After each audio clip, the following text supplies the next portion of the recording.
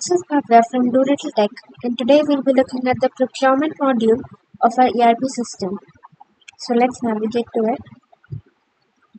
So here we can see we have the procurement module, and when we click under it, we have these submodules under it. So as we know, schools often require different types of goods or services which they require and acquire through different vendors, etc. So it's important that we also have the procurement process integrated in our ERP system. Similarly, as we have the other departments ready on our ERP system, it's important that the procurement workflow is also available in the ERP system as well. So the very first submodule that we'll be looking at is request list. So in this particular section, a particular employee or the concerned personnel, they request the list of the goods or services required, and all of the details regarding the list are visible over here, along with the number of lists that have been raised, the person who has requested, the department from which the person belongs, the date of which the request was being raised, and the status, whether the request has been taken forward or not. And in order to raise the request, the personnel can simply click on add new and select on their name as to the staff member who is raising the request, the department for which they belong, the date and the end dates, the reason for raising the request, and other details such as the description of the goods or services, the units, quantity, etc. And if there are more than one and different type of goods, then you can keep on adding them and you can save it so that your request gets raised. Next we have the committee submodule. So over here we have the different committees available who review the request and see how it can be fulfilled depending on several criteria such as the budget, quantity, the necessity, etc. And accordingly they verify it and check the feasibility, etc. So over here we'll get to see the list of all the committees that are present, and along with the name of the committee and their signature. We can also edit it. All the things such as the name, the signature, the preview, etc. can be updated over here. Also, if you wish to add a new committee, you can simply click on add committee and similarly enter the details and save it in order to upload it on the system. Next we have vendor assignment. So once the committee has approved the request, the requirement is basically checked with or compared against the list of the vendors that we have in our school. So previously we had also recorded a video regarding the vendors module when all the details regarding the vendors that the school has on board is available in the system. So the list of the vendors will be available over here, and you can check which vendor might be the most suitable in fulfilling the request.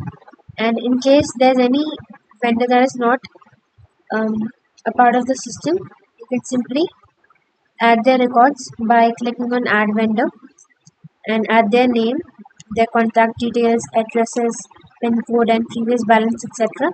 and save it so that you have the list of all of your vendors and your database of the vendors is up to date.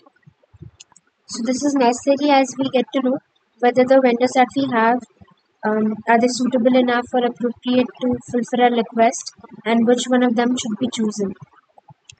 Next we have the quotation submodule.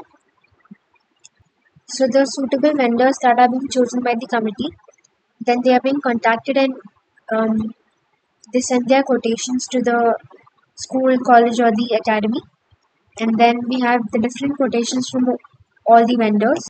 So over here we'll be able to see all the different quotations that we have received, the number of quotations, the quotation IDs, the company institution names, the PIN or equivalent, along with other details such as the delivery date, delivery place, etc. Next we have bid. So since we have different quotations, it's important that we choose the most feasible and the most suitable one, considering different factors which could be the price, the quality, the past records, the delivery timing, the date, etc.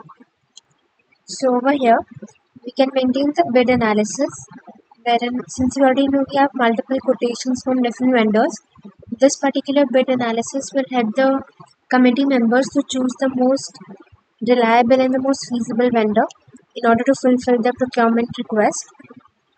So over here, we can generate a unique and specific SBA number for every quotation so that it's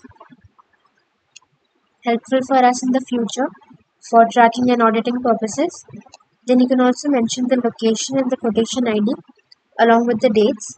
And if there are any other attachments that are being sent by the vendors, such as any quotation sheets, comparison sheets, or any other documents which might be useful in making a decision, they can also be uploaded over here.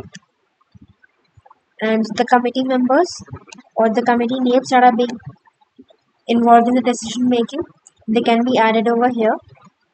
So you can keep adding how many of the committees are concerned or involved in the decision. And then we have the most important part, which is bid items, which is the most crucial part in making the decision, wherein all the company and institution names are being mentioned along with a brief description, and most importantly the reason for choosing them. So what makes them different and why should we go ahead with them, all of the reasons for that will be noted down over here along with any other remarks and all the other important details such as the unit, quantity, price and total, followed by the grand total, etc. So once you upload all the details and save the bid analysis, it will help the committee members to choose the most suitable vendor for fulfilling the requirement. Now once we are done with the bid analysis and we have chosen the most appropriate vendor, next we have the purchase submodule, wherein the purchase order has already been raised to the specific vendor and all the details of the purchase order can be visible over here, such as the name of the purchase order, the vendor who has been chosen, location, date and total, etc. And in order to upload or raise the purchase order, you can click over here and all the details can be filled over here, such as the quotation, location, the address, vendor name, the details related to the purchase such as description, unit quantity, price per unit, grand total, etc. and any notes if required, followed by the personnel of the committee who has authorized it. So their name, their signature and stamp, title and date, etc. will be mentioned and will be saved in order to upload it on the system. Once the process is done, the list of all the purchase orders will be visible over here. So now that the purchase order has been raised, the very next step is the goods received submodule. So once the goods have been received, their GRN number, which is the good received number, is generated and they are checked for quality, quantity, etc. and basically they are verified. So this particular submodule helps the management with that. So the number of goods received list will be visible over here with their GRN number, the name of the vendor who supplied them, the date on which they were received, and the personnel of the staff member who received them, along with the total. And in order to upload the list of the goods received list, you can click over here, wherein you can enter the details such as the purchase order, the date on which your purchase order was received, the vendor name, and all the similar details such as the description, unit, quantity received, price per unit and grand total, etc. And similarly, the person who's received the order, so the receiver's name, signature and the title, etc. So this will be saved so that we have the list of all the goods that have been received. Now that the entire process is done, lastly we have unit management submodule, wherein we have a list of all the units of inventory that we have received. So this particular submodule will help us to track the usage levels and allocate it to the respective departments according to the requirement or the demand, so that we know that all of our inventory is being used efficiently. And in order to upload the details over here, we can click on the add unit button and enter the unit names so that we have a list of the units that we have in possession.